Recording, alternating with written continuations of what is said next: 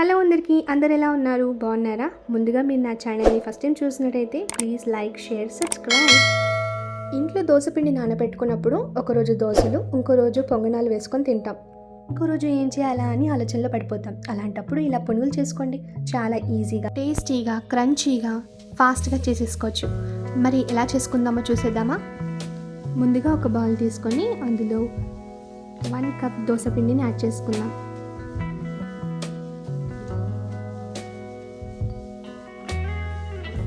ఇప్పుడు ఇందులో 1/2 table spoon జీలకర్ర, 1/2 కప్ ఆనియన్స్, 2 లేదా 3 పచ్చిమిర్చి సన్నగా తరిగి పెట్టుకుని వేసుకోవాలి.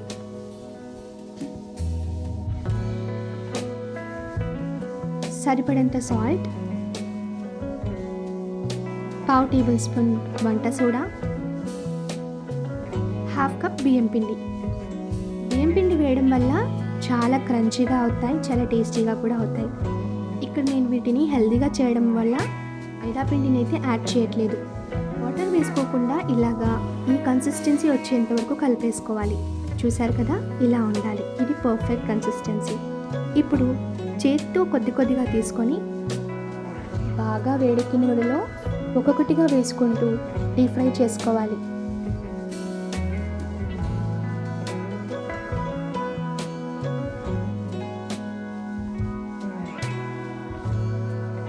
అటు ఇటు తిప్పుకుంటూ మీడియం ఫ్లేమ్లో ఫ్రై చేసుకోవాలి.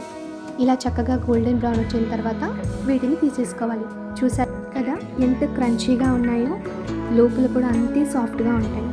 మిగిలినవి కూడా ఇలానే వేసుకొని అటు ఇటు తిప్పుకుంటూ గోల్డెన్ బ్రౌన్ వచ్చేంత వరకు ఫ్రై చేసుకొని తీసేసుకోవాలి. వర్షం పడుతున్నప్పుడు వేడివేడిగా ఉల్లిపాయ ముక్కలు చట్నీలో డిప్ చేసుకొని తింటే సూపర్గా ఉంటాయి. ఇంకెందుకు ఆలస్యం, మరి మీరు కూడా ట్రై చేసేయండి. మిగిలిన దోసపిండితో ఏం చేయాలి అని ఆలోచించకుండా ఇలా పునుగులను చేసుకొని తినేయండి.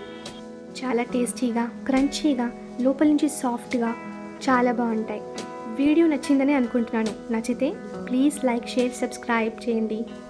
అలాగే పక్కన బెల్ ఐకాన్ని ప్రెస్ చేయండి. నా నోటిఫికేషన్స్ అన్నీ మీకు వచ్చేస్తాయి. మరొక అమేజింగ్ వీడియోతో మీ ముందుంటాను. మే Vaishnavi. Thank you for watching.